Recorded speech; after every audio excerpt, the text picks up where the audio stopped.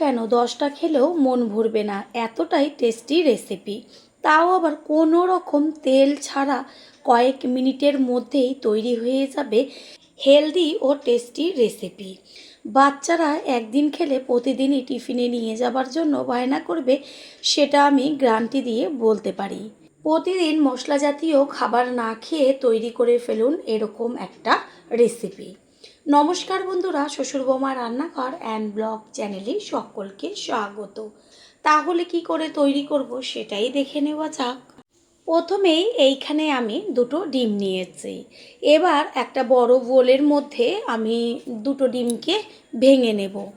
আমি এইখানে দুটো ডিম ব্যবহার করেছি। আপনারা চাইলে দুটোর বেশি বা দুটোর কম একটা দিয়েও তৈরি করতে পারেন, তবে পরিমাণ অনুযায়ী টিফিনের ডিমের পরিমাণটা দিতে হবে। ডিমটা একটু যদি বেশি দেওয়া হয় তাহলে বেশি ভালো লাগে খেতে, আর স্বাস্থ্যের পক্ষেও তো ডিম কতখানি উপকারী। দুটো ডিম ভেঙে নিয়েছি। এবার একটা হ্যান্ড উইন্সের সাহায্যে ভালোভাবে ডিমটাকে ফেটিয়ে নেব। যদি হ্যান্ড উইন্স না থাকে হাতের কাছে চামচ দিয়েও ভালো করে ডিমটাকে ফেটিয়ে নিতে হবে। ঠিক এইভাবে একটু সময় নিয়ে ডিমটাকে ফেটাবো, তাহলে কি হবে, টিফিন বা নাস্তাগুলো দারুণ সুন্দর ফুলবে। ডিমের মধ্যে দিয়ে দেব 3 চা চামচ পরিমাণ চিনি। মিষ্টিটা যে যেমন খাবেন কম বেশি করে চিনির ব্যবহারটা করবেন। দেব ছোটো চামচের 1 চা চামচ পরিমাণ গোলমরিচ গুঁড়ো আর ছোটো চামচের 1 চামচ পরিমাণ লবণ। এবার গোলমরিচ গুঁড়ো আর লবণ ডিম একসাথে ভালো করে ফেটিয়ে নেব। গোলমরিচের গুঁড়োটা দিলে কি হবে, এটা যেহেতু মিষ্টি দেওয়া হয়েছে, মিষ্টি লবণ আর একটু বেশ ঝাঁঝ লাগবে, এটাতে খেতে বেশি টেস্টি হয়। আপনারা চাইলে এইখানে দারচিনির গুঁড়ো ব্যবহার করতে পারেন। চিনি, লবণ ও গোলমরিচ গুঁড়োটা দেওয়ার পরে ডিমের সাথে একটু সময় নিয়ে ভালো করে মিশিয়ে নেব। সকালবেলা আমাদের গৃহিণীদের হাতে একদমই সময় থাকে না। অল্প সময়ের মধ্যে যদি টেস্টি রেসিপি তৈরি করতে চান, চট জলদি এই রেসিপিটা তৈরি করে ফেলুন। একদম হাতে গোনা 5 মিনিট। এবার এর মধ্যে দিয়ে দেব মাঝারি সাইজের বাটির 1 বাটি পরিমাণ আটা। এখানে চাইলে আপনারা ময়দাও ব্যবহার করতে পারেন, তবে আটা দিয়ে করলে পরে স্বাস্থ্যের পক্ষে ভীষণ ভালো। যেহেতু বাচ্চারা খাবে সেই কারণে সবসময় চেষ্টা করবেন আটা দিয়ে যে কোনো নাস্তা তৈরি করে দিতে। এবার এর মধ্যে দিয়ে দিচ্ছি দুধ। প্রথমেই অনেকটা পরিমাণ দুধ আমি ব্যবহার করব না, অল্প অল্প দুধ দিয়ে মিশ্রণটাকে তৈরি করে নেব। আপনারা চাইলে যদি দুধ হাতের কাছে না থাকে জল দিয়েও করতে পারেন, তবে একটু আমুল দুধ দেওয়ার চেষ্টা করবেন। মিশ্রণটা মিশিয়ে নিয়ে দেখছি একদমই ঘন হয়েছে, আবারও যতটুকু দুধ ছিল সেটুকু দিয়ে দিলাম। ঠিক এইভাবে অল্প অল্প করে দুধ দিয়ে ভালোভাবে মিশ্রণটাকে তৈরি করে নিতে হবে। এইখানে একটা কথা, একদম গরম দুধ ব্যবহার করবেন না, তাহলে আটাটা দলা দলা পাকিয়ে যাবে। সেই কারণে উষ্ণ দুধ ব্যবহার করবেন। ঠিক এইভাবে এপাশ ওপাশ করে ভালোভাবে ব্যাটারটাকে মিশিয়ে নেব। এতটুকু ভিডিও দেখার পরে আপনারা বুঝতেই পারছেন যে রেসিপিটা সত্যিই হেলদি, আমাদের স্বাস্থ্যের পক্ষে কোনো রকম ক্ষতিকর নয়, বরং আরও শরীরকে সুস্থ রাখবে। এই পর্যায়ে দিয়ে দিচ্ছি 1/2 কাপ পরিমাণ সুজি। সুজি যদি কাছে থাকে তাহলে অবশ্যই ব্যবহার করবেন, আর যদি না থাকে না দিলেও কোনো সমস্যা নেই। সুজিটাকে মিশ্রণের সাথে ভালো করে মিশিয়ে নেব। ব্যাটারটাকে ভালোভাবে মিশিয়ে নিয়েছি, আর ওপরে দেখা যাচ্ছে কত সুন্দর একদম বুদবুদি উঠেছে। এবার এটা 30 মিনিট মতন রেস্টে রেখে দেব। 30 মিনিট বাদে ফিরে এসে ঢাকনাটা সরিয়ে দিয়ে আমি ব্যাটারটাকে দেখিয়ে দিচ্ছি। এবার একটা হাতার সাহায্যে ব্যাটারটাকে মিশিয়ে নেব একবার। তার আগে দিয়ে দেব ছোটো চামচের 1 চা চামচ পরিমাণ বেকিং পাউডার। এবার ডুবো হাতা দিয়ে ভালোভাবে বেকিং পাউডারটাকে ব্যাটারের সাথে মিশিয়ে নেব। বেকিং পাউডার কিন্তু আগে থেকে একদমই ব্যবহার করবেন না, যখন টিফিনটা তৈরি করবেন ঠিক সেই সময়টাই ব্যবহার করবেন। আর যদি বেকিং পাউডার না থাকে না ব্যবহার করতে পারেন, তাতে কোনো সমস্যা নেই।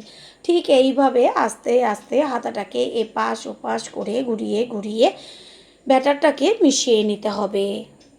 হাতার পেছনের দিকটা দিয়ে আমি দেখিয়ে দিচ্ছি যে ব্যাটারটা কোন পর্যায়ে রাখতে হবে। দেখা যাচ্ছে একটা মোটা লেয়ার পড়েছে, একদম জলের মতন পাতলাও করবেন না, আবার একদম ঘনও করবেন না। ঠিক এরকম পর্যায়ে রেখে তারপর গ্যাসের ওভেনে একটা তাওয়া বসিয়ে দিয়েছে। তাওয়াটাকে ভালো করে গরম করে নিয়ে তারপরে ব্রাশের মধ্যে তেল নিয়ে, আমি এখানে সাদা তেল ব্যবহার করেছি, আপনারা চাইলে ঘিও ব্যবহার করতে পারেন। পুরো তাওয়ার গায়ে ভালো করে মাখিয়ে নেব। আর কোনো রকম তেল আমি এই টিফিনে ব্যবহার করব না। এই যে এতটুকু তেল আমি প্রথমে ব্রাশ করে নিয়েছি, এতেই হয়ে যাবে।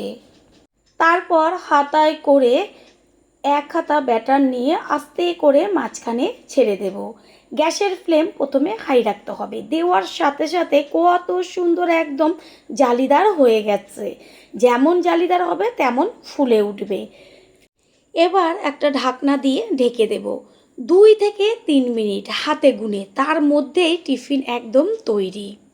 টিফিনটা তৈরি করার জন্য সবসময়ই চেষ্টা করবেন ননস্টিকের তাওয়া হোক, ফ্রাই প্যান হোক বা কড়াই, যে কোনো কিছুতে তৈরি করা, তাহলে তেল একদমই লাগবে না। টিফিনটা তৈরি হয়ে গেছে। এবার আমি একটা খুন্তি দিয়ে তুলে দেখিয়ে দিচ্ছি যে কত সুন্দরভাবে উঠে আসলো। একদম তাওয়ায় লাগবে না, আর সম্পূর্ণ টিফিনটা জালিদার হয়ে গেছে। একটা তৈরি হয়ে গেল, একটা থালায় তুলে নিলাম। এইভাবেই সমস্তগুলো করে নেব। আবারও এই ডুবো হাতার সাহায্যে ব্যাটারটাকে একটু মিশিয়ে নিয়ে তারপরে এক হাতা ব্যাটার নিয়ে আস্তে করে তাওয়ার উপরে ছেড়ে দেব। কোনো রকম দেখলেন আর আমি তেল ব্যবহার করিনি। যখনই ব্যাটারটা তাওয়ায় দেবেন তার আগে একটু ভালো করে হাতা দিয়ে মিশিয়ে নেবেন, না হলে নিচে বসে যাবে। দেখাই যাচ্ছে যে তাওয়ার ওপরে দেওয়া মাত্রই অসংখ্য জালিদার হয়ে গেছে টিফিনটা। আর একটুখানি ঢাকা দিয়ে দিলে পরে সুন্দরভাবে ফুলে উঠবে।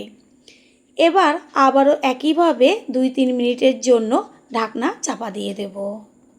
পুরনো বন্ধুদের সবসময় আমাদের পাশে এইভাবে ভালোবেসে থেকে এগিয়ে নিয়ে যাবার জন্য অনেক অনেক ভালোবাসা। 2-3 মিনিট বাদে ঢাকনাটা সরিয়ে দিয়েছি, আর দেখা যাচ্ছে যে একদম সুন্দর ফুলে উঠেছে। প্রথমবার যারা আমাদের চ্যানেল ভিজিট করছেন তাদের আন্তরিক শুভেচ্ছা ও অনেক ভালোবাসা। আমাদের রেসিপিগুলো যদি ভালো লেগে থাকে সাবস্ক্রাইব করে দেওয়ার অনুরোধ রইল, ও পাশে থাকা বেল আইকনে ক্লিক করলে পরবর্তী ভিডিওগুলো সবার আগে আপনাদের কাছে পৌঁছে যাবে।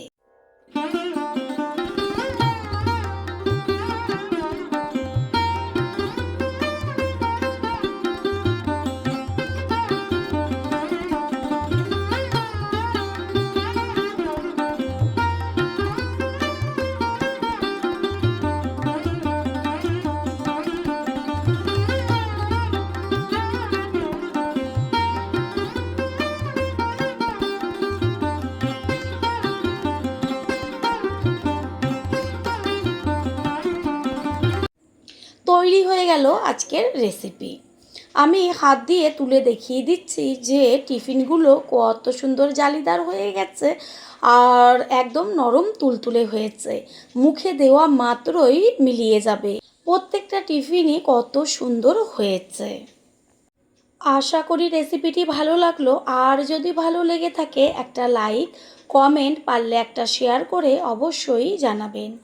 আপনাদের দেওয়া একটা লাইক ও লাইকের পাশে থাকা হাইপ আর একটা শেয়ার আমাদের কাছে অনেক অনেক গুরুত্বপূর্ণ। All friend, thanks for watching my video.